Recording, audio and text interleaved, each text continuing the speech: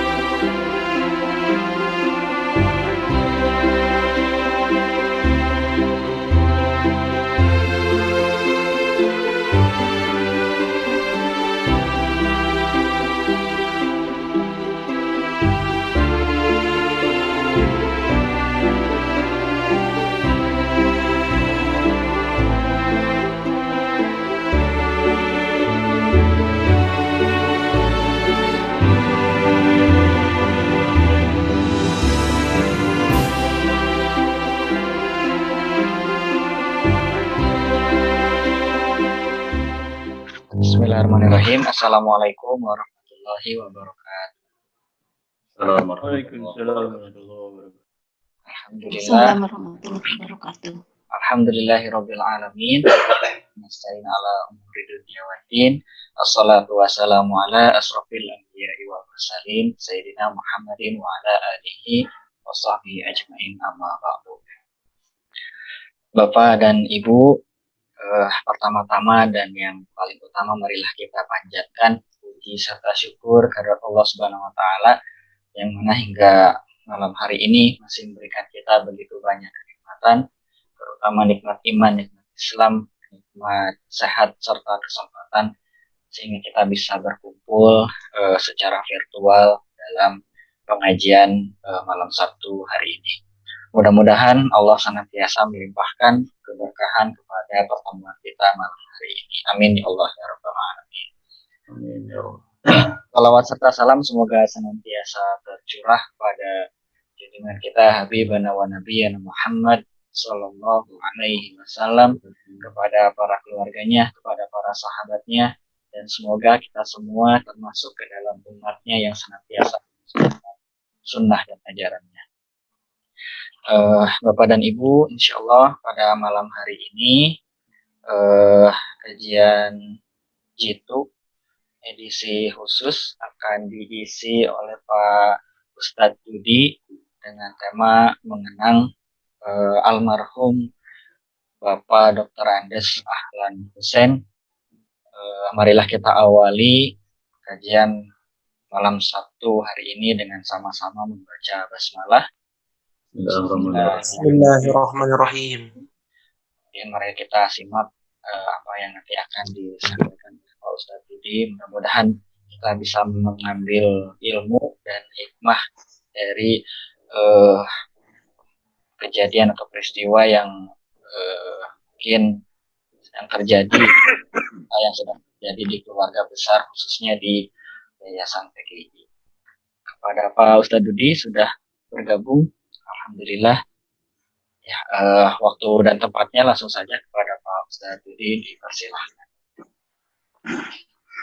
Bismillahirrahmanirrahim. Assalamualaikum warahmatullahi wabarakatuh. Waalaikumsalam. Warahmatullahi wabarakatuh. Alhamdulillah. Asyhadu an la ilaha illallah wahdahu la syarika lah, asyhadu anna Muhammadan abduhu wa rasuluh. Amma ba'du. Sebelum saya mulai, saya ingin sampaikan turut Tutupan dengan doa kepada keluarga Pak Ahlan, Ibu Yusi, dan semua tentunya keluarga Pak Ahlan yang luar biasa untuk saya. Mudah-mudahan sakitnya adalah jihadnya, dan akhir hayatnya adalah syahidnya. Amin. Amin. Bagi kita, bagi saya, tentu sama. Bahwa kita semua menunggu pulang. Hidup ini hanya sebentar saja. Hidup ini hanya sekedar lahir, kemudian berjalan membetahkan badan, kemudian menunggu sampai renta. Setelah renta, menunggu ajal datang. Yang luar biasa, Pak Ahlan sampai akhir hayatnya tetap bermanfaat. Jutaan orang menunggu akhir hayat dalam keadaan yang tidak bermanfaat. Yang luar biasa, Al-Qur'annya masih kami baca, wakaf yang beliau berikan. Kemudian tentu ada doa setiap kita membuka kitab suci Al-Qur'an itu untuk beliau yang mewakafkannya. Pesan-pesan yang beliau sampaikan untuk kami di Madrasah Karya Madani itu luar biasa. Ada kalimat pendek sambil jalan ringan dari masjid saat beliau ke madrasah. Urang teh kudu jadi contoh. Hanya itu. Yang namanya jadi contoh atau teladan itu kan luar biasa. Seluruh aspek. Tidak bisa satu bagian saja atau satu bidang saja. Bagi saya, beliau itu orang tua. Beliau guru dan di kontak WhatsApp saya yang ribuan, banyak sekali mantan mahasiswanya ketika beliau menjadi dekan di UPI. Dan semua berkomentar sama. Semua berkomentar sama, menyatakan beliau adalah guru. Beliau adalah orang tua. Rata-rata seperti itu. Saat ini, sosok guru yang bibi sepuh, ya, yang menjadi sesepuh, itu sulit. Guru saat ini hanya mentransfer isi kepala kepada siswanya. Hanya itu. Tidak memberikan ketentraman rohani. Tidak memberikan iklim kesepuhan. Kesepuhan. Bukan kesepuhan ya. Kalau kesepuhan itu disepuh warna kuning atau disepuh warna apa. Dalam bahasa Sunda sesepuh dengan kesepuhan beda. Kalau kesepuhan itu disipuh.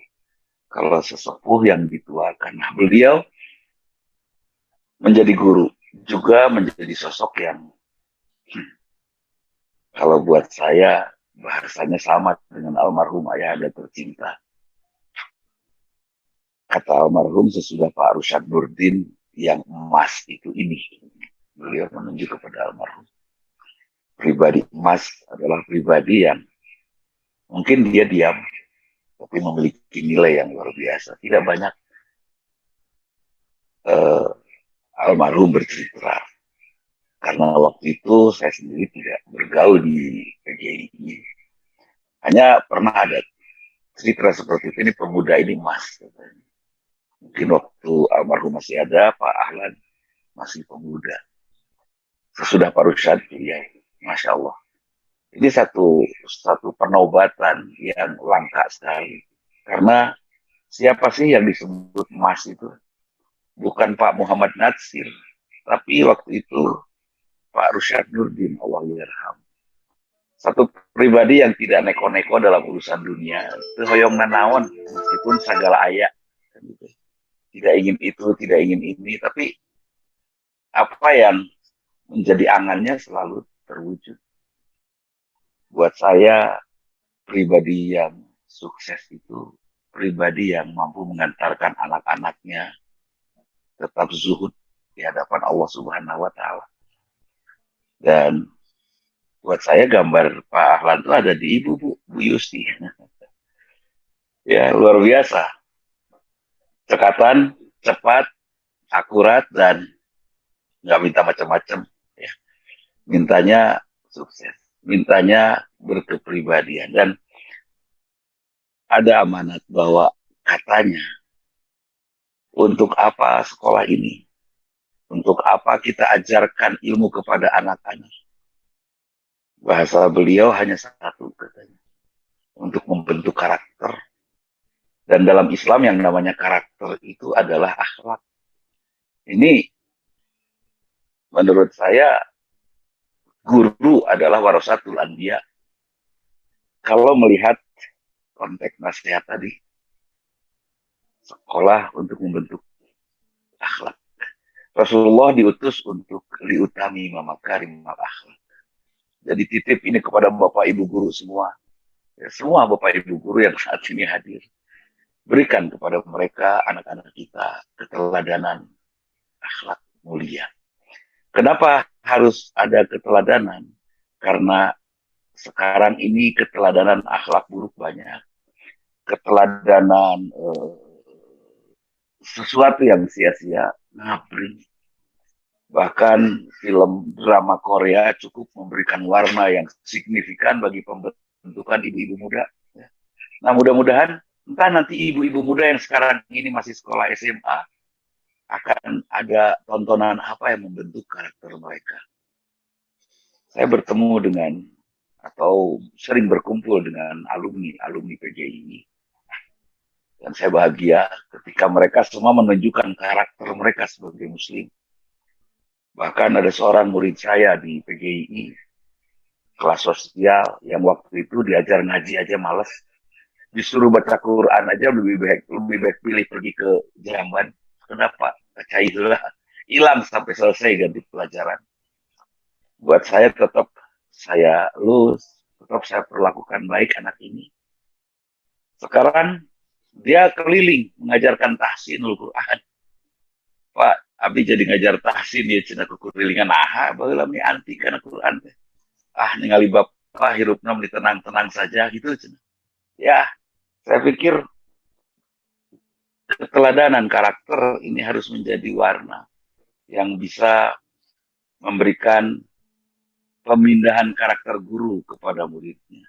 Sahabat guru semua, saya ingat sekali kalau di sini hadir ada putra guru Pak Denny Mulyadi ya. Beliau anak guru. Pada saat pensiun, semua dikembalikan ke sekolah. Bahkan konon ceritanya ketika Bapak guru ini membawa kertas ke rumah untuk tugas sekolahnya. Terus anaknya yang kuliah minta 1 lembar kertas itu. Bapaknya mengatakan, ulah, iya anu sakola. Teliti sekali. Itu guru. Bahkan kalau bageula mah aya tip X ya. Tip X saja nggak boleh dipakai oleh anaknya. Karena ini milik sekolah. Meser we. Luar biasa. Teliti sekali guru itu. Dan saya ingat kakek saya juga guru. Penulis buku Taman Pamekar. Ya. Buku Sunda. Itu pun Aki. Waktu saya minta buku 1 buah, ulah, nusakola, meserwe. Masya Allah, saya hanya minta buku, bahkan 1 lembar kertas dari buku itu yang dibuka tengahnya itu zaman dulu. Beliau mengatakan, ulah, nusakola. Bahkan penghapus saja jangan dipakai, penghapus papan tulis jangan dipakai nusakola, meserwe. Ketelitian karakter seperti itu sudah hilang. Dan mungkin sudah tidak ada di generasi saat ini. Wallahu a'lam, kita harus kembalikan lagi. Bukan teknologinya dimundurkan, tetapi akhlaknya dimajukan. Nah, Pak Ahlan, luar biasa. Beliau hatur nuhun Bapak almarhum itu pernah menasehati kami di madrasah. Kami semua ngumpul, guru-guru dan santri, waktu berkunjung ke madrasah ya. Luar biasa dan kami mendapatkan banyak hal. Di antaranya yaitu nasihat yang paling kuat buat teman-teman di sekolah. Sampai hari ini insya Allah diamalkan yaitu jadilah guru yang bisa memindahkan akhlak Rasulullah kepada santrinya. Dari Rasul transfernya ke kita dan kita menjadi jembatannya untuk sampai ke generasi berikutnya. Saya pikir kalimat beliau yang kami amalkan, insya Allah ini menjadi jariah turun-temurun terus-menerus ada.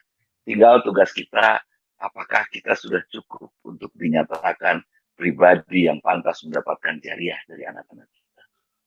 Karena itu Bapak Ibu guru yang berbahagia, saya ingin berpesan, titik. Pada saat ngajar, jangan saja ingin murid pinter, tapi pikirkan kalau umur kita pendek, mudah-mudahan dari murid-murid ini kita mendapatkan jariah. Saat teman-teman saya bertanya, naonan ada mal madrasah, bari jeung teu mayar, di mana eta hartosna wallahu alam. Terus kanggo naon atau buat apa saya bikin madrasah itu? Saya hanya menjawab sederhana. Kalau saya meninggal, boleh jadi anak saya tidak memberikan pahala untuk saya. Karena kesibukannya lupa beribadah. Mungkin. Tapi mudah-mudahan tidak. Mudah-mudahan tetap beribadah. Bisa saja orang-orang yang saya cintai tidak memberikan kontribusi buat kebahagiaan alam barzah saya nanti. Saya ingin ada salah satu dari 1000 murid yang saya ajar, yang saya sekolahkan di madrasah ini, yang soleh-solehah, yang terus mengalir menjadi jariah untuk kesejukan saya istirahat di alam barzah nanti. Kalau almarhum Pak Ahlan, kalau saya dengar dari alumninya yang dari UPI, dari IKIP, itu sudah luar biasa. Malah ada yang mengumpulkan foto-foto almarhum. Pada saat saya broadcast tentang pulangnya almarhum, langsung orang komentar menyampaikan ini fotonya waktu seminar, ini fotonya waktu bimbingan, ini fotonya waktu jalan bareng. Masya Allah banyak sekali ternyata. Dan di situ saya menangis. Tangisannya apa? Saya seperti itu enggak ya? Dikenang enggak ya? Itu. Wallahu alam. Dikenang enggak oleh murid-murid saya? Atau dibiarkan berlalu begitu saja? Saya tidak akan menyimpan kenangan. Biarkan kenangan itu hadir alami. Saya yakin almarhum juga tidak sengaja menyimpan kenangan di hati kita, di benak kita dalam pergaulannya, tidak. Tapi semua terkenang secara alami. Nah, kenangan itu pada saat kita ingat selalu saja. Tadi sebelum kesini saya lari-lari setelah saya keliling melaksanakan kegiatan Jumat, berlari-lari sampai ke rumah karena wifi yang bagus hanya di rumah. Di jalan saya ingat beliau karena Pak Tato, mari kita sedikit berbicara tentang beliau. Dan ingat pada saat ingat beliau tidak ada kata yang saya ucapkan kecuali jadikan dia pribadi yang mutmainah, yang kau panggil karena dia ridho diatur olehmu ya Allah dan ridhoi semua apa yang dia lakukan untukmu.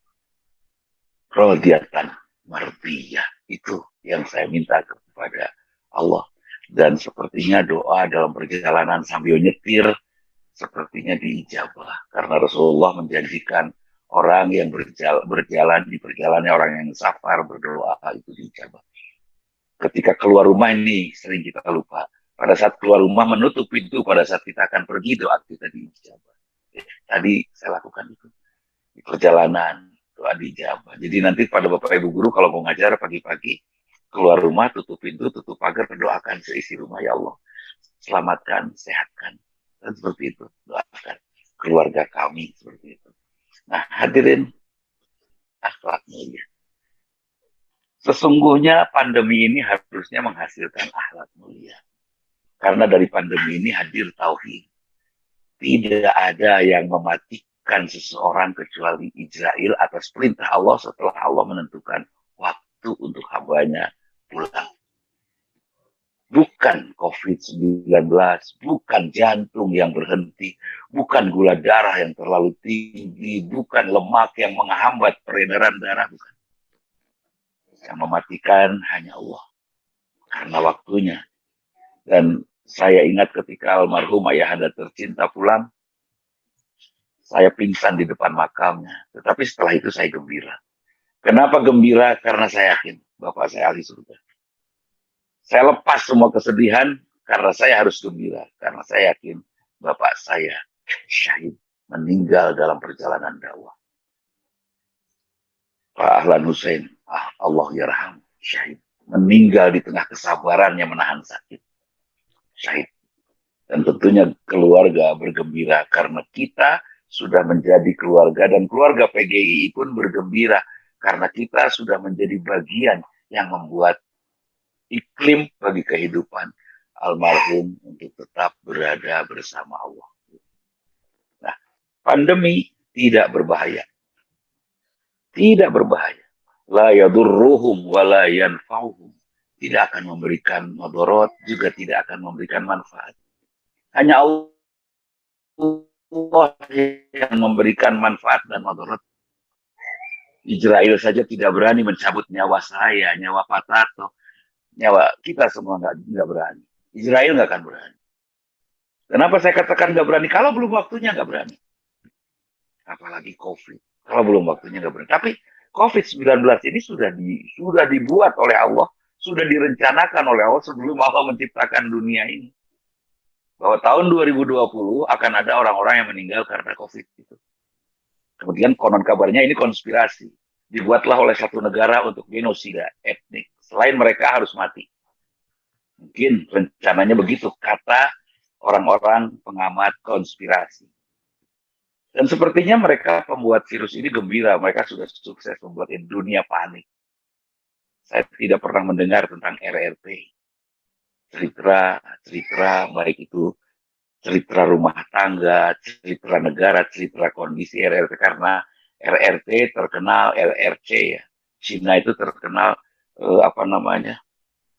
tirai bambu yang ceritanya tidak ada yang keluar.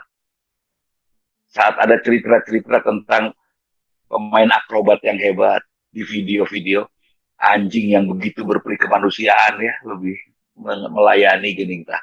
Kemudian ibu-ibu yang begitu kuat, tangguh, bekerja di Cina.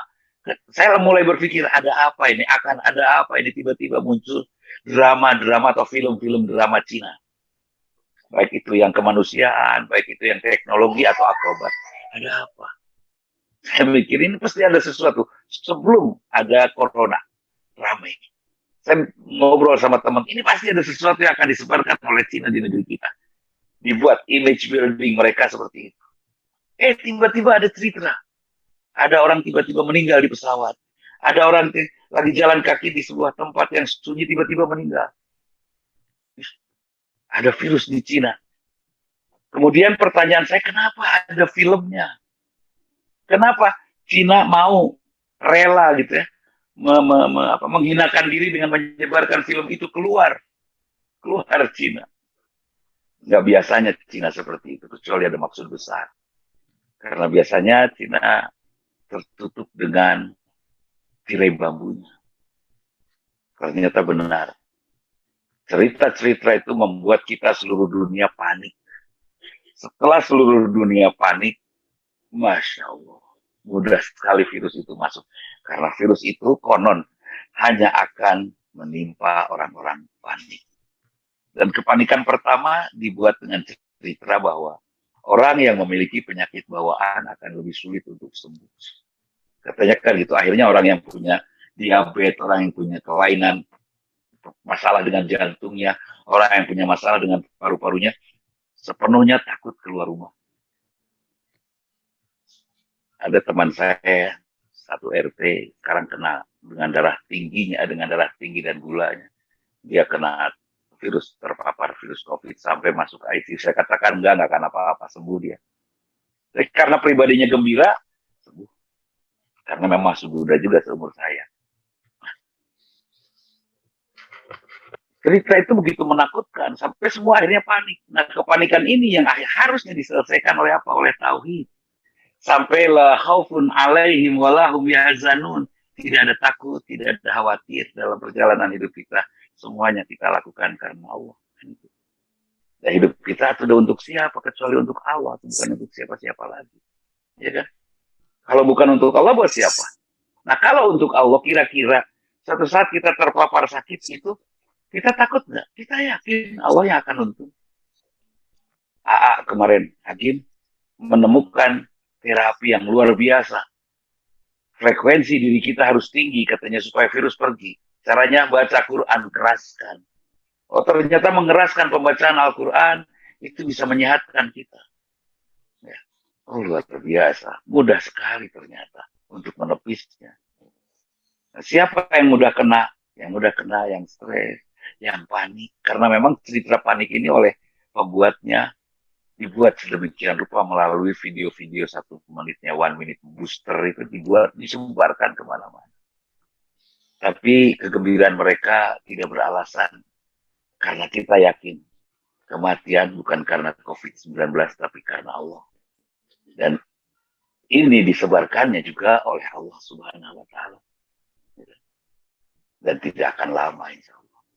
Kapan ini berakhir? Berakhir saat kita bertauhid. Tauhid itu datangnya dari mana? Tauhid itu datangnya dari akhlak mulia. Luar biasa. Almarhum menasehati saya. Ajarkan akhlak mulia. Akhlak Rasulullah kepada santri-santrinya. Artinya mungkin tegakkan tauhid di madrasah ini. Ya kan? Luar biasa. Nah, setelah tegak tauhid, kita tidak akan pernah lagi terjebak ke dalam kekhawatiran yang berkepanjangan dalam hidup kita. Setelah itu, insya Allah, kita akan merawat tauhid kita. Bagaimana merawat tauhid kita? Rasulullah pernah menyampaikan nasihat kepada Aisyah radhiyallahu anha.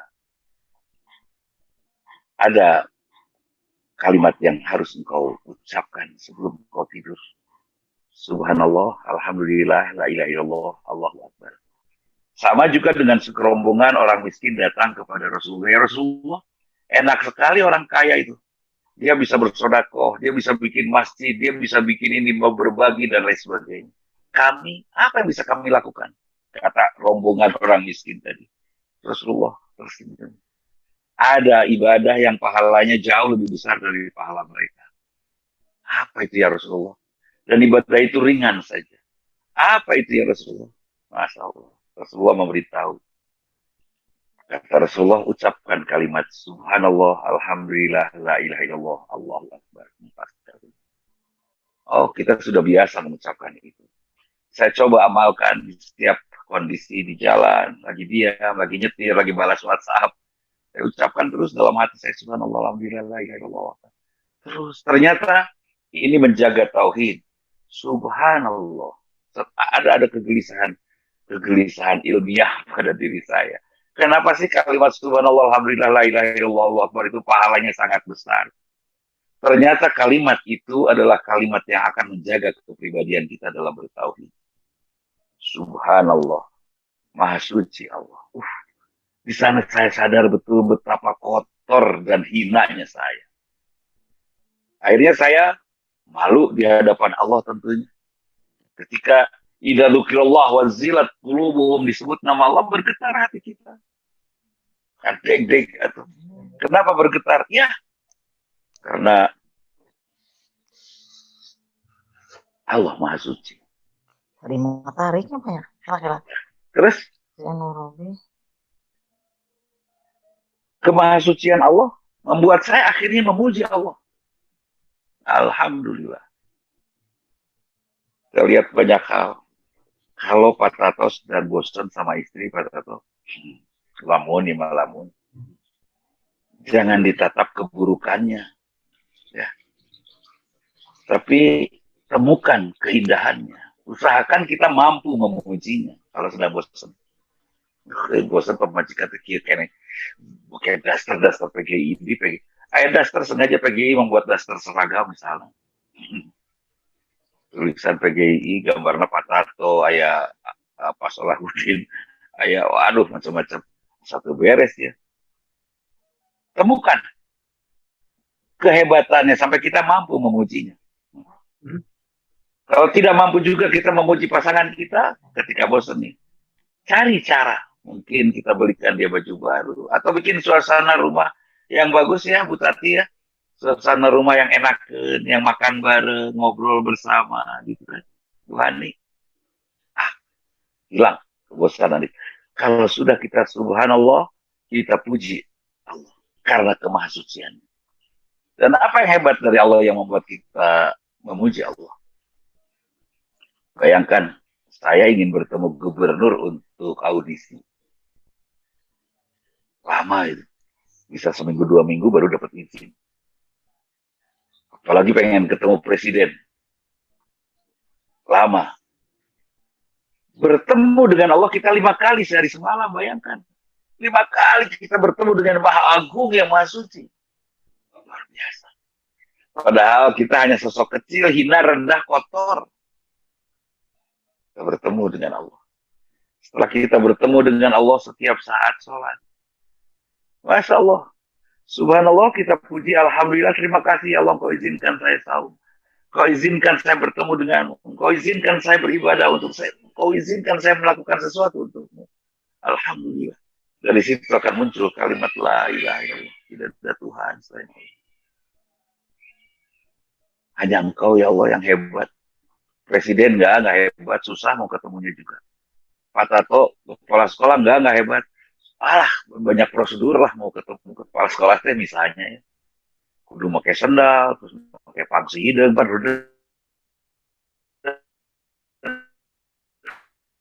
lah banyak sahabat misalnya. Iya ya Allah. Mungkin sekarang kita boleh mengatakan sangat jarang guru seperti Pak Ahlan. Saya boleh mengatakan only you Pak Ahlan. Yang real teacher, yang guru sebenarnya. Itu guru pisan kan Pak Ahlan itu guru pisan. Yang real only you. Untuk Allah la ilaha illallah.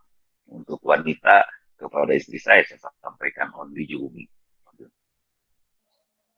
Setelah kita mampu mengucapkan tidak ada Tuhan selain Allah, baru kita akan bisa berteriak di dalam hati kita mengucapkan kalimat takbir Allahu Akbar. Allahu Akbar itu bukan kalimat Habib Rizik yang sekarang sedang menderita di penjara, bukan. Bukan kalimatnya orang-orang FPI, bukan. Tapi kita semua, kalau sudah ada Allahu Akbar pada diri kita, Pak Dudi tolong dong dukung adik saya nih jadi kepala daerah di Anu. Sementara saya tahu adiknya itu pemabuk. Ini terjadi persis. Ada seorang teman yang adiknya pemabuk. Pemakai apa namanya? Pemakai obat terlarang. Dia mencalonkan diri jadi kepala daerah. Saya bilang nggak bisa dukung adik ente. Enggak, Pak Dudi ini dia pasti menang. Pak Dudi tengah dukungnya pasti menang. Tapi butuh dukungan Pak Dudi karena mengharap berkah. Wah, kudulah. Saya bilang gitu kan. Kemudian saya dikasih uang. Pokoknya Pak Dudi ini dukung. Rumah yang di sana sok buat Pak Dudi jadi posko. Kalau udah menang silahkan miliki. Dan ini uangnya buat operasional. Sekian M. Dalam diri saya ada Allahu Akbar. Tidak. Saya tidak mau kehilangan Allah yang maha besar di jiwa saya. Hanya untuk mendapatkan sesuatu yang kecil saja. Orang yang meneriakan dalam jiwanya kalimat takbir Allahu Akbar tidak akan bisa disogok oleh apapun. Kebayangnya Pak Toto aja, kalau saya terima uang 1,5 miliar itu canak, gue. Terus dicanak pastikan kapun bojo, mawat deh, sedih itu. Apa yang saya dapat? Saya tidak dapat apa-apa. Terus pun bojo teh kawin deh gara-gara uang itu, kan orang teh baru dia alam kerja. Banyak wanita, Butati Haryati banyak ya. Wanita yang lebih memilih jadi juri daripada jadi ahli surga. Pokoknya papa mun mamah maot, papa kawin di jeung si eta tingali papa. Ku mamah rek diganggu bulan maduna, dieundeuк-eundeuк ranjangna. Itu wanita lebih memilih jadi juri daripada jadi ahli surga. Mudah-mudahan di PGI tidak. Nah, kerja keras sebagai seorang istri itu berat sekali. Kenapa berat? Karena dikerjakan sendiri. Coba kalau berdua, suruh suaminya cari istri lagi. Jadi dikerjakan berdua. Terus Pak Toto, wallahualam. Tapi yang jelas jangan capek sendirilah ya. Itu. Nah, kembali lagi Bu Ovi, kalem. La ilaha illallah menghasilkan takbir Allahu Akbar pada diri kita. Kalau sudah Allahu Akbar, itu sudah tauhidullah.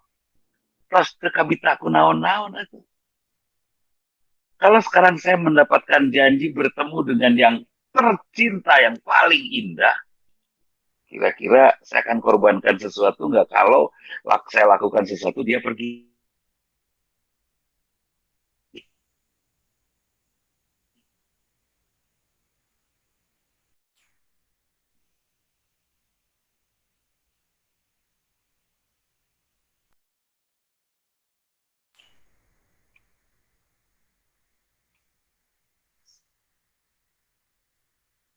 Saya akan korbankan yang lainnya demi dia.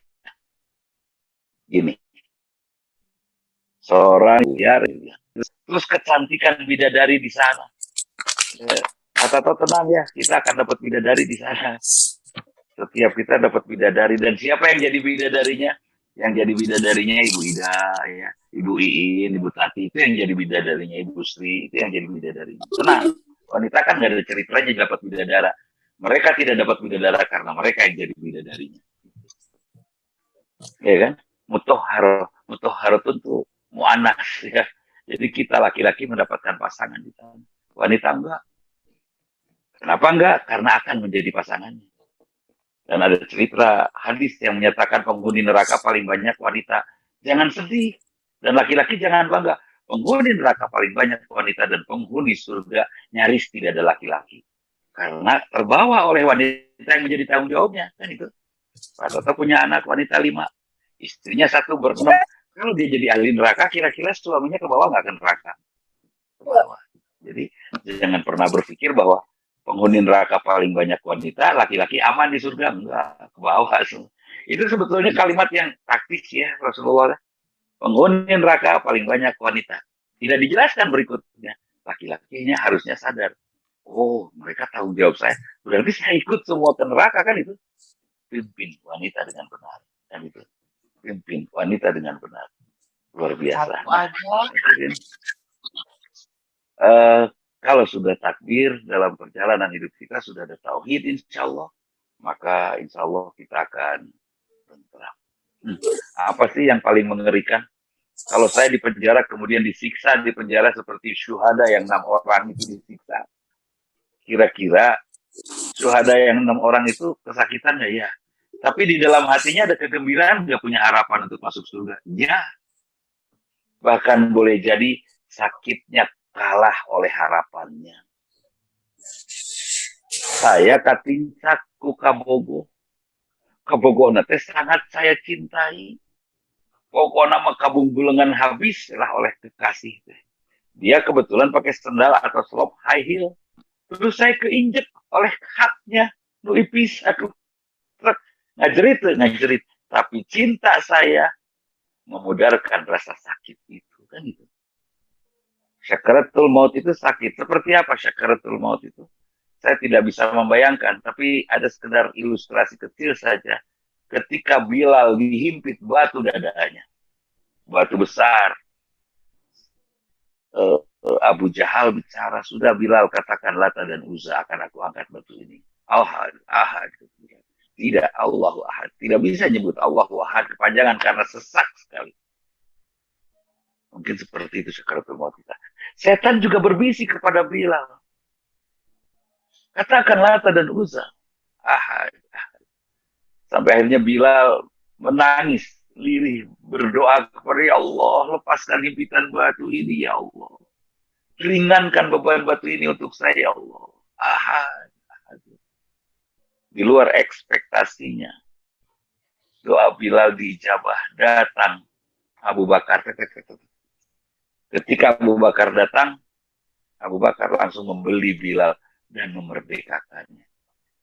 Mintanya lepaskan himpitan batu ini, tapi dapatnya kemerdekaan. Itu Bilal. Kira-kira sakaratul maut kita seperti itu enggak? Ya, mirip dengan itu. Sesaknya ya. Di dia ada. Sesaknya ya. Berat sekali. Tinggal kita sanggup enggak. Di tengah himpitan yang besar seperti itu, kulitnya kurang antosan sebenarnya.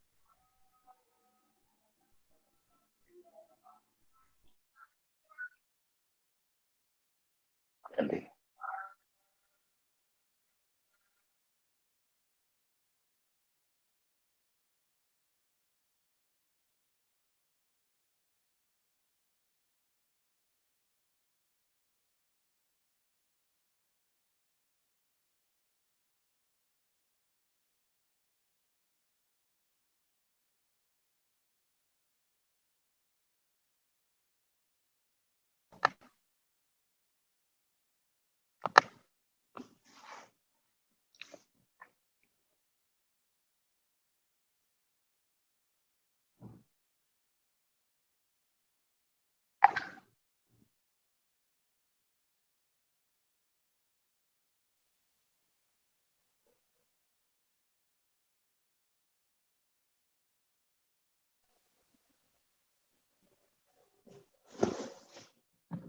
Adzan gitu.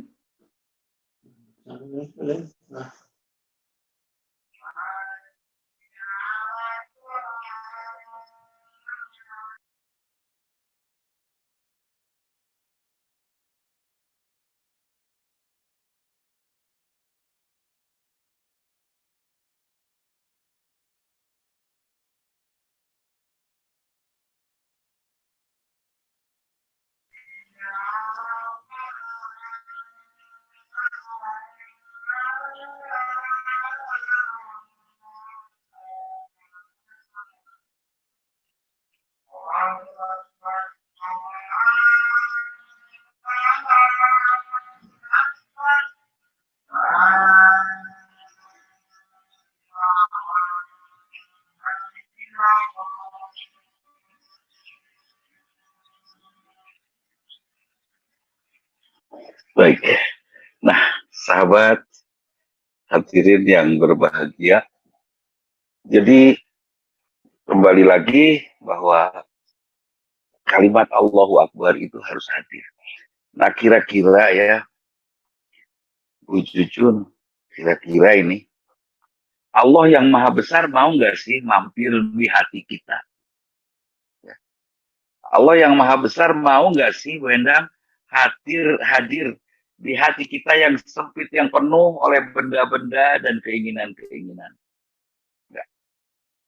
Allah hanya akan datang, sudi mampir ke hati kita yang lapang. Karena itu, kosongkan hati kita, biarkan untuk Allah yang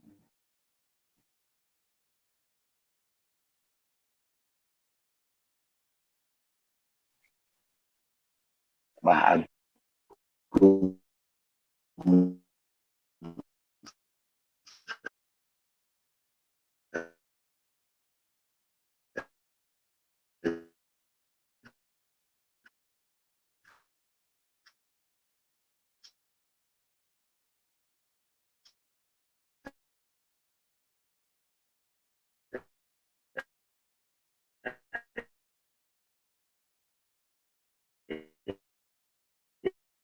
melatih kebijaksanaan kita. Keburukan. Terus ada yang hilang uang. Allah melatih kita untuk tawakal kepadanya. Kan itu. Dan untuk semakin hati-hati. Tidak ada keburukan yang tidak bermanfaat buat kita. Allahu Akbar. Alhamdulillah. Allahu Akbar. Nah, sahabat guru yang berbahagia, yang terakhir,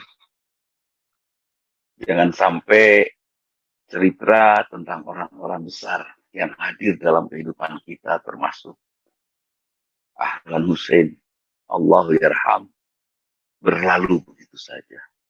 Ingat-ingat lagi nasihatnya, jalankan. Beliau bisa sehat sampai akhir, menurut saya beliau hebat, bisa sehat sampai akhir hayatnya. Sakit beberapa saat pulang, tidak bikin repot. Itu bisa nggak sih kita sehat di usia itu? Seperti usia beliau belum tentu. Apa yang membuat beliau bisa sehat sampai akhir hayatnya? Hidupnya selalu gembira, hidupnya selalu memiliki rencana baik, hidupnya selalu memiliki keinginan dan rencana yang baik. Nah, kalau Bu Hendrayani juga selalu memiliki rencana yang selalu ingin diridhoi oleh Allah, saya yakin sehat sampai akhir hayat. Insya Allah. Ya kan? Sehat terus. Siapa yang tidak sehat sampai akhir hayat? Yang rencana hidupnya teh hayo buat hawa nafsunya. Mangga teruskan ke Bu Yusi. Berapa banyak Bapak merencanakan hidup untuk hawa nafsunya? Saya yakin kecil sekali, bahkan nyaris tidak ada. Yang ada itu selalu saja merencanakan kemajuan untuk mahasiswanya, untuk siswanya, untuk gurunya. Dan pernah ada obrolan kecil di WhatsApp saya dengan beliau, kalau mudah-mudahan kalau belum kehapus bisa dibaca itu, bahwa Bapak Mahoyong, guru-guru di PGI itu makmurna teh dengan di dunia, tapi oke makmur di akhirat. Katakan bahasa yang ya Allah, itu hanya pemimpin sejati dan guru yang bisa mengucapkan itu. Dan ayat nama ayat pemimpin yang tidak peduli dengan rakyatnya ya. Mangga we ayatnya rakyat lahir ki orang vaksin cina. Lahir banyak sekarang yang sosok seperti itu akan hilang di zaman yang akan datang kalau rezim yang sekarang ini tetap dibiarkan penuh dengan kebohongan. Hati-hati waspadai oleh kita. Itu ya. Jadi sekali lagi saya ajak kepada teman-teman guru titip PGI, santri-santrinya, siswa-siswanya supaya mereka keluar memiliki karakter. Ini harapan beliau ya. Lurusnya Bu Yusri ya pasti sering ya Bu Yusri ya beliau berbicara tentang karakter ini. Karakter. Memiliki karakter sehingga tidak mudah digoyang oleh kondisi apapun. Seberat apapun. Karena pada pribadinya ada Allah Akbar. Nah, itu saja mungkin yang bisa saya sampaikan. Mudah-mudahan bermanfaat. Mudah-mudahan Allah ridho. Ya Bu, di sini. Kenapa saya ngeliat ke sini? Karena di situ foto-fotonya ada Bunia, ada Pak Anggun, ada Pak Dede Damang. Ke sini kosong hanya kamera aja. Jadi asal ninggalin namanya ke kamera. Hapunten. Pokoknya kepada Ibu Yusi sekeluarga, ibunda tercinta juga mohon salam saya. Pribadi pun biang nyangamkeun sahur pun biang teh aduh geus kieu mah teu bisa ngalongok teh sahur teh hanya berdoa saja. Pun biang di rumah ya tentunya waktu dikabari tentang beliau pulang dan saya ditegur nah cenah teka ditu teka makam. Kemudian saya jawab waktu itu karena belum ada jawaban. Ini ada aturan protokol kesehatan. Kalau tahu kan raja kasih calengka mungkin diudah telat tahunya ya. Tahunya teh kata Pak Solahuddin kayaknya sih ikut protokol kesehatan gitu cina. Ya sudah tawakal saja. Tapi saya yakin ingat ya siapa sih ahli surga bukan yang banyak orang yang mengantar. Bukan. Mau setung juga diantar oleh banyak orang, ya kan? Bukan banyak orang yang menyolatkan, bukan. Pak Harto dan lain-lain juga banyak yang mengaku muslim, banyak yang menyolatkan. Belum tentu. Yang jelas hanya Allah yang tahu siapa yang ahli surga itu. Dan kita yang menjadi saksinya sekarang menyatakan pasti ini ahli surga. Seperti itu. Bahkan ada sahabat Rasulullah yang meninggalnya sendiri kan. Sendiri di gurun pasir, tahu-tahu kerangkanya dia dikenali dari bajunya. Kata Rasulullah, dia ahli surga. Seperti itu. Apakah betul jenazah itu harus mandi sebelum dimakamkan? Harus pakai kain kafan? Tidak. Yang harus mengenakan kain kafan kita yang hidup. Itu berpahala. Kalau tidak mengenakan kain kafan, misalnya mereka yang meninggal karena COVID ya, tidak menggunakan kain kafan kan langsung masuk plastik tutup, masuk peti dimakamkan. Apakah mereka termasuk orang yang rugi dimakamkan tanpa kain kafan? Tidak. Mengkafan itu tugas yang hidup. Kalau almarhum wajib pakai kain kafan, saya yakin banyak jenazah ngabring ke toko kain kafan. Ya enggak? Kalau yang almarhum itu wajib mandi jenazah, saya yakin banyak jenazah ngantri di WC umum. Benar tuh. Itu tugas kita yang hidup hanya kalau tidak pakai kain kafan, tidak dimandikan jenazahnya, kita tidak dapat pahala. Itu loh. Terus, apakah betul yang meninggal itu harus disolat jenazahkan? Ya, kita yang hidup harus sholat jenazah gitu loh. Yang meninggal mau ada yang sholat, mau enggak tetap kalau memang amalnya soleh-soleh dia. Sebab ukuran seorang masuk surga bukan banyak sedikitnya yang sholat jenazah. Ukuran masuk surga bukan bagus jeleknya kafan, atau bagus jeleknya makam, atau sempurna tidaknya dimandikan. Karena urusan memandikan, mengkafani sholat jenazah itu urusan orang hidup. Yang meninggal mah membawa amalnya saja. Ya. Catat Bu Tati kade kayak Bu Tati maut dur milih Bu Tati Haryati milih di kain kafan abi mah hoyong kain kafan batik Pekalongan ulah milihlah kumaha nu hirupnya seperti itu. Dan saya yakin kita semua menjadi saksi ya, ibu bapak guru setuju menjadi saksi ya bahwa Pak Ahlan luar biasa dan Pak Ahlan kita nyatakan syahid karena sudah berjasa mengantarkan kita bisa mengajar tentara di PGI.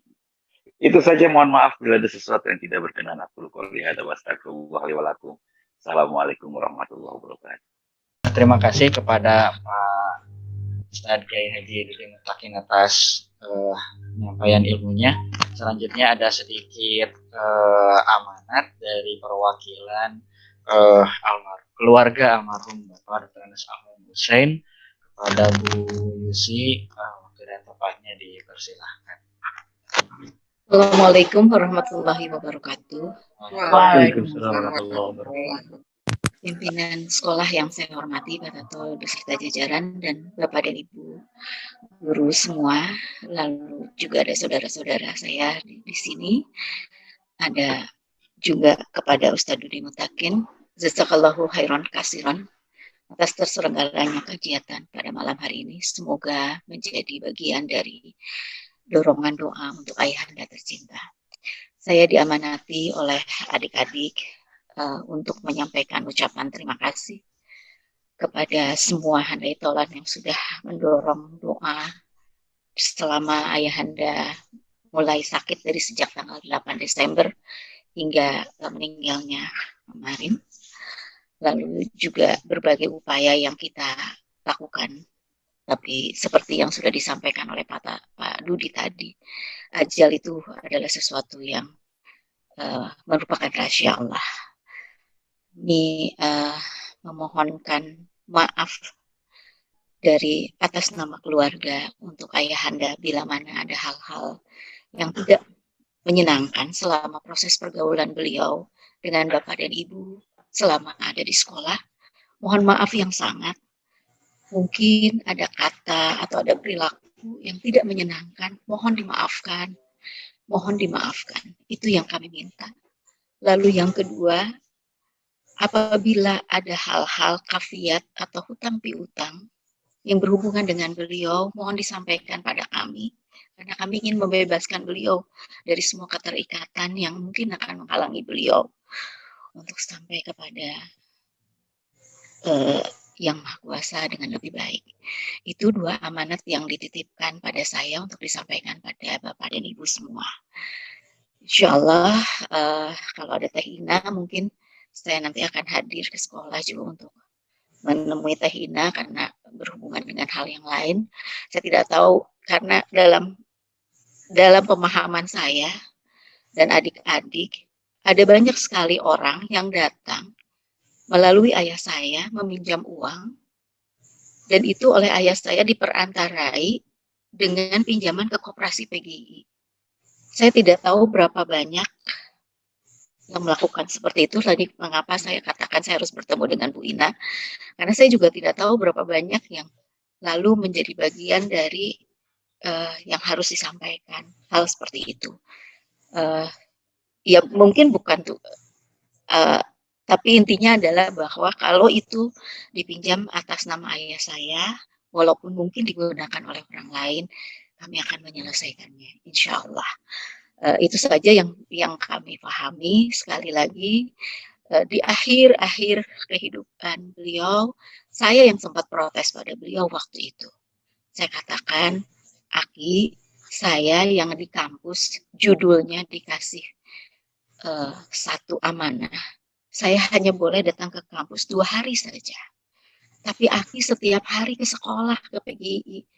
Aki cuma menjawab, kegiatan sekolah harus berlangsung, Umi. Kalau enggak kasihan murid-murid.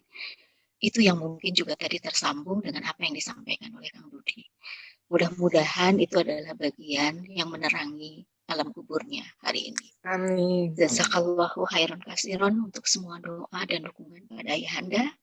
Mudah-mudahan memang seperti yang disampaikan oleh kami, Allah dengan senang hati menerima beliau.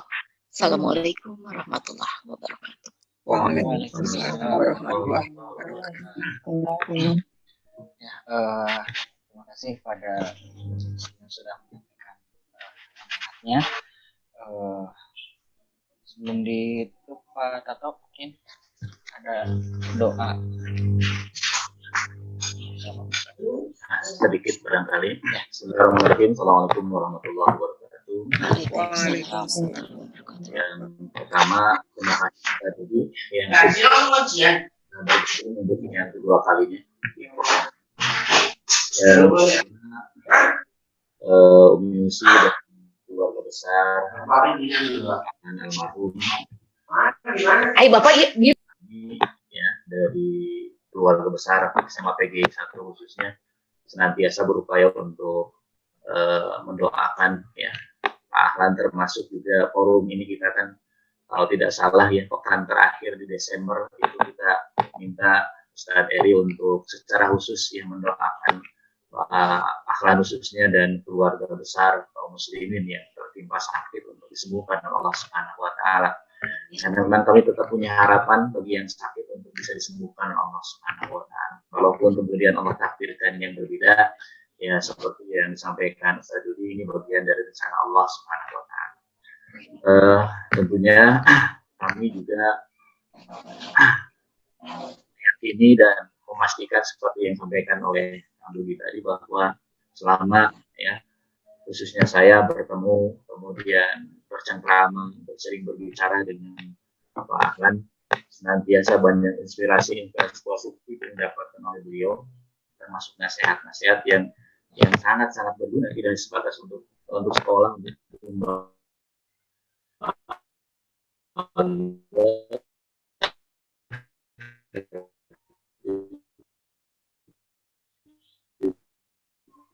untuk pribadi ya Pak Ahlan ya besarnya diberikan kesabaran dan kekuatan Allah Subhanahu wa taala. Wabil khusus almarhum Pak Ahlan Allah tempatkan di tempat yang terbaik ya sesuai dengan amalan-amalan beliau, bahkan mudah-mudahan diangkat ya kepada posisi yang lebih baik ya. Ini harapan kita bersama dan kita juga harap mudah-mudahan kita yang sekarang berkumpul di forum ini ataupun keluarga besar kita, Allah tetap berikan kesehatan, kekuatan, kesabaran dan tetap ya punya semangat untuk mendekatkan diri kepada Allah Subhanahu wa taala. Yang seringkali saya coba sampaikan mungkin seperti ini Kang Budi. Jadi tidak perlu kita persoalkan ya karena apa kita meninggal, tidak perlu kita persoalkan di bumi mana kita akan meninggal. Yang harus nantiasa kita persoalkan adalah kalau meninggal kita dalam kondisi seperti apa. Wala tamutunna illa wa antum muslimun. Mudah-mudahan keislaman itu menjadi saksi atas kematian kita. Karena kematian adalah pemberian seperti halnya kehidupan ini. Ya. Oleh karenanya mudah-mudahan kehidupan kita bermakna seperti halnya juga kematian kita bermakna di setiap kami. Itu saja barangkali dari saya. Ya. Mudah-mudahan sekali lagi semuanya kita sehat. Ya. Keluarga Kang Budi juga terima kasih. Mudah-mudahan Ibunda disehatkan terus oleh Allah Subhanahu wa taala. Dan mudah-mudahan kita bisa bertemu ya tidak sebatas virtual tapi dalam tatap langsung setelah kemudian ya turunkan atau bahkan hentikan wabah ini dalam kehidupan kita. Terima kasih ya. Assalamualaikum warahmatullahi wabarakatuh. Waalaikumsalam warahmatullahi wabarakatuh.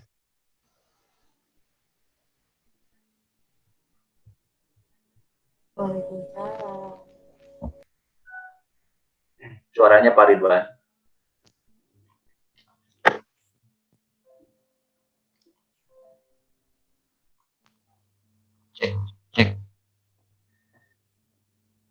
Cek.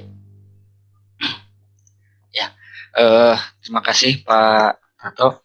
Itu saja mungkin Bapak dan Ibu untuk pengajian malam Sabtu hari ini. Mudah-mudahan kita bisa mengambil pelajaran, mengambil hikmah dari peristiwa yang wabah COVID yang sedang terjadi di dunia ini.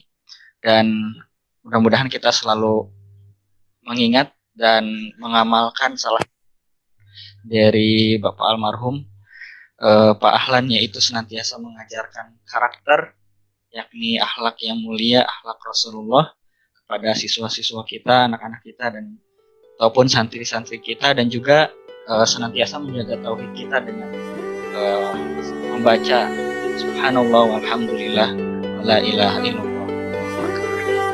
Marilah kita tutup pengajian malam Sabtu hari ini dengan sama-sama membaca hamdalah alhamdulillah dan juga dengan doa akhir majelis subhanallah wa bihamdika insyaallah Bapak dan Ibu kita akan berjumpa kembali pada waktu dan tempat yang sama di Jumat depan. Terima kasih atas kehadiran hari ini. Assalamualaikum warahmatullahi wabarakatuh. Waalaikumsalam warahmatullahi wabarakatuh. Assalamualaikum warahmatullahi